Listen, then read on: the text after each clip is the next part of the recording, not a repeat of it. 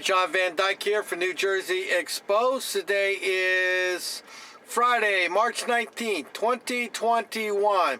Time is 12:45 p.m. Yes, Jersey time.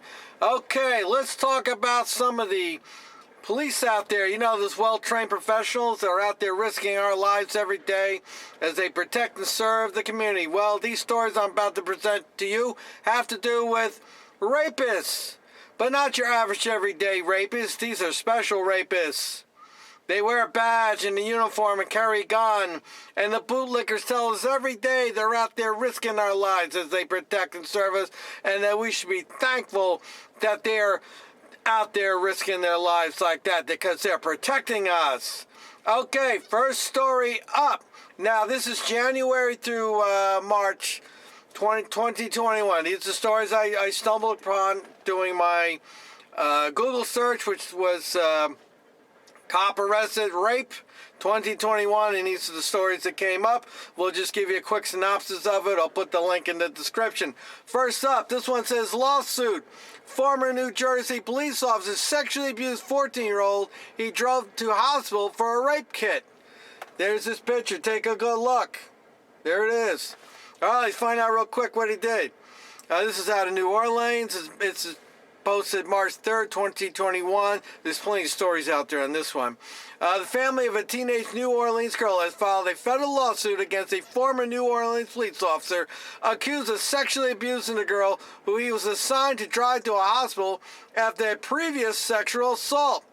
Rodney Vicnair was arrested in September on charges of sexual battery, indecent behavior with a juvenile, and malfeasance in office. The victim was 14 years old at the time, alleged crimes, and had already survived child sex abuse according to her family's lawyers. He preyed on a single mother and her young daughter, a rape survivor, by positioning himself as a role model and protective male figure in their lives. Attorney Hope Phelps told Vice News in a statement he then used that position to create distrust between them, isolating his target from her mother. He escalated from sexualizing a young girl to sexual assault and rape. Vicnair, a 13-year veteran with the department, was placed on emergency suspension following his arrest. He should be fired immediately. He was fired from the New Orleans Police Department in January. Police Superintendent Sean Ferguson told News last week that the agency has also contacted the FBI to investigate potential civil rights violations. Well, there you go. On to the next story. This is posted January 4th, 2021 on WTOC 11. It reads as follows. Chatham County officer fired after arrest on sexual assault charges. A Chatham County Police Department officer has been fired after he was arrested on sexual assault charges involving a minor. According to the police department, Officer Christopher Crick was arrested on Friday, January 1st, by the Bryan County Sheriff's Office after that officer received a complaint that Crick sexually assaulted a minor. The Sheriff's Office notified the police department of Crick's arrest that Friday. The police department states a member of CCPD command staff and supervisor immediately responded and took possession of Crick's service weapon, badge, and patrol vehicle. Crick was placed on administrative leave. On Saturday, January 2nd, CCPD Chief Haley spoke with the lead Bryan County investigators on the case and then began termination procedures against them. Crick was hired by the CCPD on July 1st, 2019, had no previous disciplinary record. Okay, sexual assault, and this one's on a minor. Next. This one's reported on the New York Post, dated March 18th, 2021. There it is. Take a look. Reads as follows. Two veteran St. Louis police officers are facing rape charges dating back to 2009, including allegations that they drugged at least one woman, according to reports. Officers LaFille Lachey, 38, who joined the department in 2008, was charged Wednesday with 2 counts of forcible rape, as well as forcible sodomy, sexual misconduct, and tampering with the victim, the St. Louis Post-Dispatch reported. Lachey allegedly raped 2 women in 2009 and sexually assaulted a civilian police department employee 10 years later, according to the report. Officer Tory Phelps, also 38, was charged with 1 count of forcible rape after being accused of having sex with an incapacitated woman in 2010, while Lachey at Lachey's home, the newspaper reported citing court and documents. The charges are for four alleged sexual assaults in 2009, three involving Lachey, and two of which allegedly took place at his home in St. Louis, Greater Vile Section. One woman alleged Lachey drugged her drink at his residence in 2009, caused her to pass out before he raped her. A second told investigators the officer brought her two strong drinks at a bar before raping her at his home, court documents show. A third woman also told investigators Lachey gave her a strong alcoholic beverage at a bar in 2010 before Phelps raped her at Lachey's home. While the second officer was also there, authorities said, "Are you going to let him do this to me?" The victim allegedly asked Lachey. Court documents show Lachey is also accused of sexually assaulting a former civilian police employee after she declined his sexual advance, the newspaper reported. A third officer, Sergeant Jatonya Claiborne Muldrow, was also charged Tuesday with tampering with a witness in that case for allegedly trying to discourage the women from reporting the misunderstanding. Claiborne Muldrow also inquired about who was investigating internal complaints against the Charlotte Station thing. All three officers remain employed as of Thursday. A police spokesman confirmed accountability, blah, blah, blah. Okay, well, there you go. You got two officers raping people and working in unison with each other. On to the next. This story is reported on 5 News. And let me see what it says here. 5newsonline.com. Here we go. Former Sallisaw police officer accused of rape. There it is right there. Former Sallisaw police officer Billy Oliver is accused of raping a woman in November 2020. This is reported on February 5th, 2021. This takes place in Oklahoma. A warning: details of the story could be disturbing for some readers. Former Sallisaw police officer Billy Oliver is accused of raping a woman in November 2020, according to an affidavit. Oliver turned himself in on Friday, February 5th, and is out on bond, according to the Sequoia County Sheriff's Office.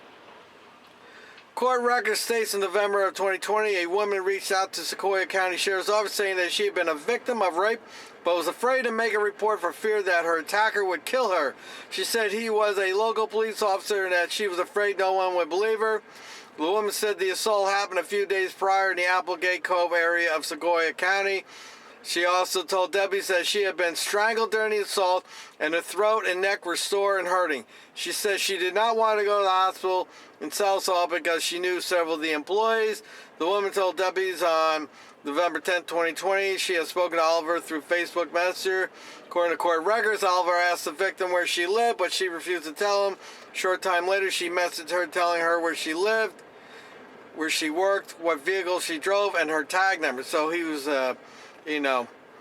checking her out. Oliver allegedly asked the victim to meet him at a store on Highway 59 just to talk. After she got out of work around 7 a.m., she agreed to do so. She told deputies when she pulled up to the parking lot that Oliver drove away and told her to follow him. But she trusted him because he was a police officer. Well, that was a big mistake. So she followed him. She says she thought they were going somewhere that was easier to talk. More like easier to rape. Records state that Oliver took her to a campsite in the Applegate Cove area. After they parked, she got out of the vehicle and went to the driver's side of Oliver's car to talk.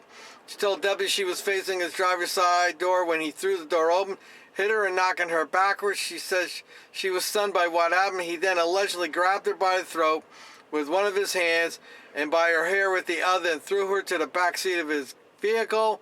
Records state that Oliver made a remark about the victim not giving it to him but giving it to someone else. She told him no and to stop several times, but he did not listen. He then allegedly began strangling her until she was unable to breathe and she believed he was going to kill her. The victim told deputies she believed she passed out several times but regained consciousness. Began strangling her and she believed. The victim told her she regained consciousness to find Oliver laughing and raping her. She says she begged him to stop, but he wouldn't, and strangled her again. Records state when Oliver stopped the attack, he threw the victim out of the vehicle by her hair. Very disturbing story. It's not just rape, it's violence included with it. All right, next story. This story was posted originally December 3rd and updated March 4th, 2021. It reads as follows. This is how the girls die. Teen testifies against former Portsmouth police officer accused of rape. And this is on wavy.com. There's the story. Let's read it because I read this before. It's interesting. March 4th, 2021 update. Wavy News. Tenants confirmed. Chelsea Cox trial is now scheduled. A teenager testified that she was afraid of dying the night an on-duty Portsmouth police officer raped her, according to the court records. I couldn't even tell if I was even going to come out of the situation alive, the teenager told the judge in February. Seriously, I was just thinking in my head the whole time that this is like the movies, like this is how the girls die. The teenager testified during a preliminary hearing for former Portsmouth Police Department officer Cleshon Cox, who was accused of raping and abducting her on May 27, 2019. She was 17 years old at the time of the alleged rape. The preliminary hearing in Portsmouth Juvenile Domestic Relations Court was closed to the public, including journalists. 10 on your side investigators obtained transcripts of the teenager's testimony. They were filed and blah, blah. Cox worked for the PPD for more than a year before he was arrested. PPD spokesperson Victoria Varnido told 10 on your side investigators that Cox is no longer employed by the department, referred to them such stuff, blah, blah. Anyway, so for the first time in public record, the teenager's testimony sheds light on the case against the 28-year-old former police officer. The teenager testified that she was hanging out with friends in a parking lot of the West Windsor apartment the evening before the alleged rape. The group was talking and listening to music when two Portsmouth police officers, including Cox, responded to a noise complaint. The officers arrived on the scene in separate police cars, according to testimony. Officers asked the members of the group for identification. Why? The teenager gave Cox her learner's permit, which showed that she was 17, according to court records. Police officers let several boys who were in the group leave the parking lot. They told the teenage driver that she was out past curfew, gave her a verbal warning, and told her and a young adult passenger in her car that they needed to drive home immediately. She testified Cox was feeling that into our heads that if it wasn't for him, we would have been in some big trouble, she testified. The teenager and adult passenger left the apartment lot driving toward the 17-year-old girl's home, where they both planned to spend the night. They were on Interstate 64 when they realized a Portsmouth police officer was following them, according to the records. The teenager drove off the interstate and stopped to get gas at a 7-Eleven on Victory Boulevard, according to court records. She said Cox followed her into the store parking lot with his lights on. Cox yelled at her and told her she was supposed to go straight home. He watched her pump gas, then got into the police. And they got his police car and followed her from the 7-Eleven to her house, according to her testimony. Court records say that Cox got out of his police car at the teenager's home and that he was upset that her adult passenger was with her. Cox told the teenager to drive her friend to their home, and she became upset and started crying, according to her, because I already knew right then and there whatever this was not correct. She testified, I knew right then. The teenager tried to call a family member as Cox followed her to the friend's home. According to the court record, she was not able to get in touch with a family member when they arrived. The adult passenger told Cox that she did not want to leave the teenager alone, but he ordered the woman to go into her house, according to the teenager's testimony. Then Cox told the teenager to follow his police car so they could go somewhere to talk. This is when you got to call 911. She testified that she followed his orders because he was because he was an on-duty police officer and she was afraid. He led her to a nearby parking lot and told her to get out of her car and leave her personal items like her keys, cell phone, inside, according to the court records. I'm following directions and I'm listening to what he's saying. I'm trying to cooperate, but at the time I'm really emotional. She testified, I guess he was getting a little annoyed with me because he kept telling me to stop crying. In the parking lot, Cox allegedly tried to persuade the teenager to have sex with him. According to the court records, he told her he knew how she could resolve her problems with the noise complaint and being out past curfew, and he presented her with an option for how she could have sex with him. He also told her he could write her tickets for issues involving her car, according to the record. He was walking around my car saying, I can get you for this, I can get you for that, I can get you for this, she testified, which made me cry more. The teenager told Cox that she did not want to have sex with him and that she was uncomfortable. Court records state that Cox told her to get into the police car. She said she screamed and had an anxiety attack, but ultimately obeyed him. He drove her to another location near a warehouse where she said he raped her, according to the court records. I was just feeling like these were my final moments. Cox allegedly drove the teenager back to her car and told her if anybody asked, nothing happened, according to court records. She testified as she drove back home and reported the rape to a family member.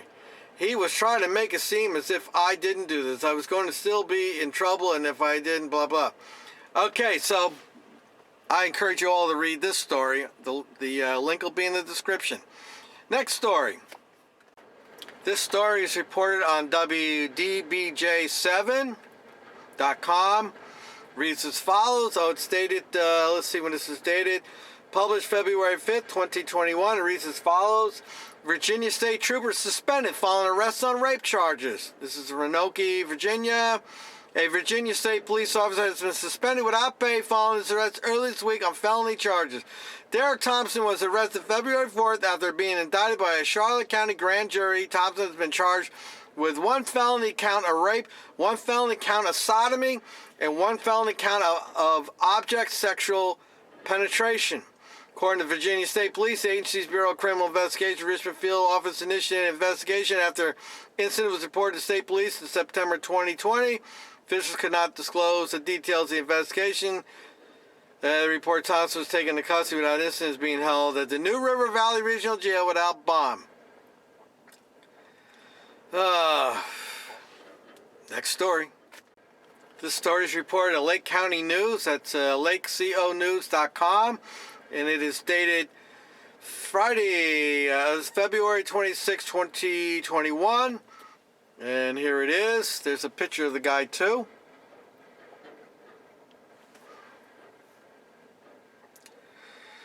Oh, Lake County, California. On Thursday, Mendocino County authorities arrested a former Ukiah police sergeant on charges related to a 2014 rape case.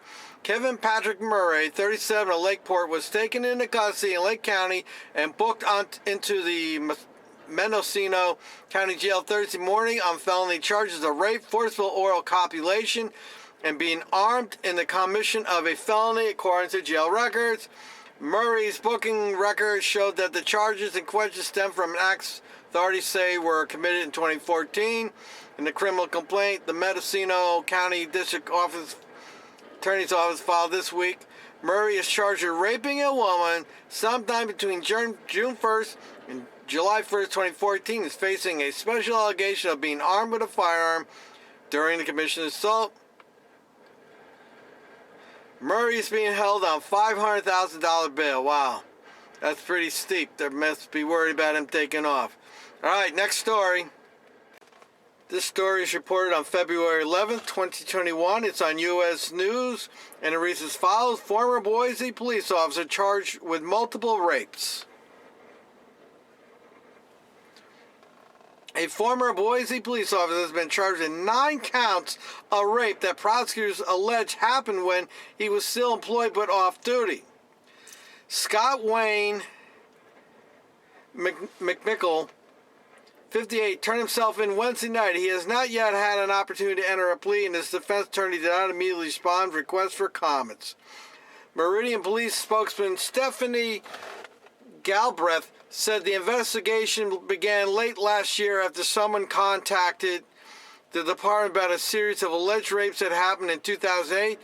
Galbraith said the reported rapes all involved the same victim who was incapacitated during the assaults.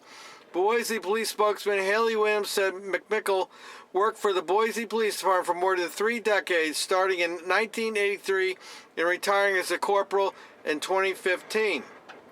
She said the charges are serious and concerning. When we learned the investigation, subsequent warrants being issued, we open an internal inquiry to review any past complaints, if there's any required further, blah, blah.